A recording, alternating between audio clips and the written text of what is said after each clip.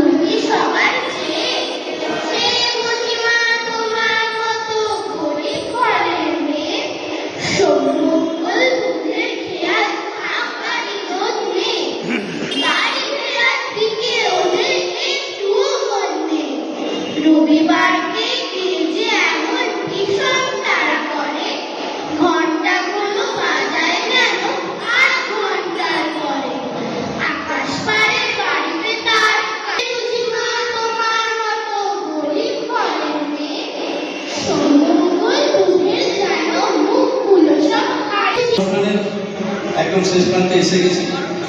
আমি পুরুলিয়া জেলা তথ্য সংস্কৃতি দপ্তরের পক্ষ থেকে সকলকে অশেষ ধন্যবাদ জানাই আজকের এই অনুষ্ঠানে, আজকের এই পূর্ণ প্রভাতে পূর্ণ যে অনুষ্ঠান কবিগুরু স্মরণ দিবস, তাতে উপস্থিত থেকে শিল্পী কলা কুশলীদের উৎসাহিত করার জন্য অশেষ ধন্যবাদ জানাই পশ্চিমবঙ্গ সরকারের তথ্য সংস্কৃতি দপ্তর এবং মাননীয় মুখ্যমন্ত্রী শ্রী শুভেন্দু অধিকারী মহাশয়কে আমাদের আজকে এই স্মরণ অনুষ্ঠানটি করার সুযোগ করে দেওয়ার জন্য অশেষ ধন্যবাদ জানাই পুরুলিয়াবাসীকে নানাভাবে সহযোগিতা করার জন্য এবং আজকের এই অনুষ্ঠানে মাইক লাইট দিয়ে যারা অনুষ্ঠানটি সঞ্চালনা করতে পরিচালনা করতে সাহায্যের ভাগ বাড়িয়ে দিয়েছেন সকলকে অশেষ ধন্যবাদ জানাই। আজকে পূর্ণ দিনে আমরা বিভিন্ন দপ্তরের সহযোগিতায় বেশ কয়েকটি অনুষ্ঠান আমরা করছি। তার মধ্যে একটি অন্যতম হচ্ছে আয়ুষ্মান সপ্তাহের আজকে শুভ উদ্বোধন হল। তার রক্তদান শিবির চলছে এই রবীন্দ্র ভবনে। বিভিন্ন দপ্তর থেকে এবং পুরুলিয়াবাসী সেখানে রক্তদান করছেন। এছাড়াও দুহাজার তিরঙ্গা, প্রতিটি বাড়িতে তিরঙ্গা দিয়ে আমাদের যে আগামী স্বাধীনতা দিবস উপলক্ষে সেই পতাকা বিতরণের অনুষ্ঠানও আজকের থেকে শুরু হলো। প্রতিটি বাড়িতে আমরা চাই দেশকে ভালোবেসে আমাদের রাষ্ট্রীয় পতাকা উত্তোলন হোক এবং তারই সঙ্গে বন বিভাগ দ্বারা এক পেড় মাকে নাম প্রধানমন্ত্রী নরেন্দ্র দামোদর মোদীর যে আহ্বান, সেই আহ্বানের প্রতীক রূপে বন দপ্তরের পক্ষ থেকে সকলকে একটি করে গাছ দেওয়া হলো। তাই সকলকে ধন্যবাদ জানিয়ে আজকের এই অনুষ্ঠান আমরা শেষ করলাম। আমাদের অনুষ্ঠান শেষ করব জাতীয় সঙ্গীত এবং জাতীয় গানের মধ্য দিয়ে।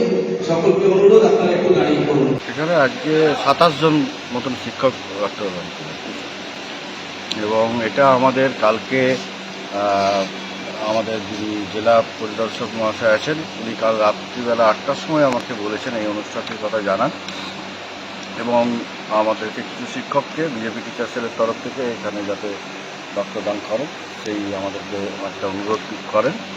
সেই ওনার অনুরোধেই আমরা এখানে এসে আমি সঙ্গে সঙ্গে আমার যারা আছেন সদস্য তাদেরকে জানাই। খুব কম সময়ই আমরা পেয়েছিলাম, তার মধ্যেও 27 জন এসে এখানে আজকে রক্তদান করলেন। আপনি কোন পদে আছেন? আমি বিজেপি টিচার সেলের ডিস্ট্রিক্ট কর্মী। নাম? শুভেন্দু দত্ত। সর্বমোট কতজন রক্তদান করলেন আজকে? এখানে 45 থেকে 46 জন। তার মানে অর্ধেকের বেশি শিক্ষক মহাশয়রা রক্তদান। মোটামুটি সেরকম। অশেষ ধন্যবাদ। ধন্যবাদ।